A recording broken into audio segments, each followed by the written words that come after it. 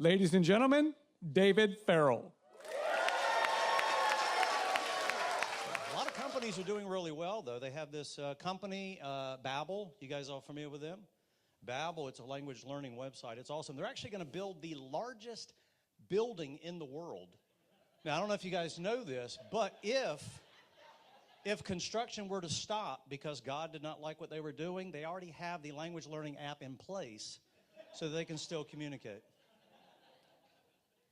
So Josh was nice enough a few months ago. I moved into a home, and I'm over 50. So if you try to find somebody to help you move, guess what? There is no one. And listen, and to be honest with you, when you get over 50, you don't need to be moving your own stuff anyway. But I was I didn't really have the financial means to be able to move, and so I did the research. I searched some companies. There was 2 men in a truck, and I couldn't afford that one, so I went. There was another one called 2 trucks and 1 man, and so I rented 2 U-Hauls, drove everything to one location, got out, walked back, got the other truck, went to the house, and then Josh helped me unload them. So that was nice. It's a comedy. I've been doing this for 30 years, which is awesome. But, health insurance is so expensive now. The past few years, I've been working part-time at Starbucks. In fact, Pastor Charlie will come into Starbucks. He sees me there. I give him free vanilla bean powder. Sometimes he really likes it, so put a little extra there. I don't know if you want our pastor walking around with a bag of white powder, but anyway, he likes vanilla bean powder, so there you go. He enjoys it, but and he'll tell you when he's in there, it gets really stressful. We get really busy. Some of the customers are not very nice. Had a lady the other day, she threw coffee in my face, but it was iced coffee. It was very refreshing. I appreciated that. It's like, please, another one.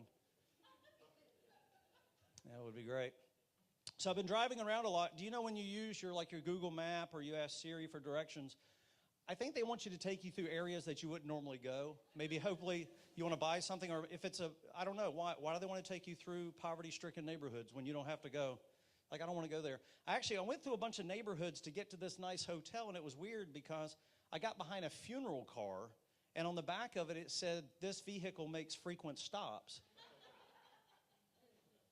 So I don't know how many people were in the car, or whether they're loading them 2 and 3 deep into a casket now. Do you guys ever think about what you want your funeral to look like? First 3 letters of funeral are fun. I want mine to be fun. I want everybody to have a good, I want to guess, first of all, I want a guest list, because I don't want people I don't like showing up at my funeral. Hovering over me, trying to spit a loogie in my mouth when I'm laying there. I want to have fun and games, I want Actually, I don't have enough money to be buried like a regular person. I've already done research. This is expensive. I'm going to get half cremated. So you'll see my head to my torso, but everything below that is just sand.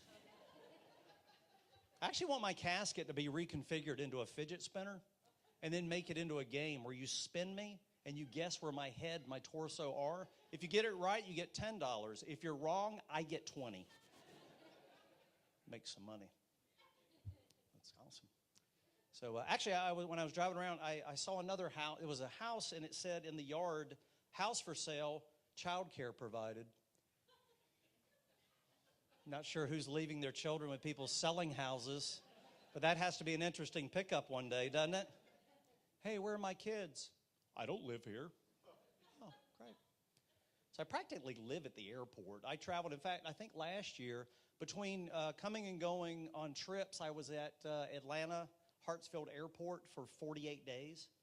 That's a long time. You guys ever travel at all? It's stressful, and it's just a weird dynamic.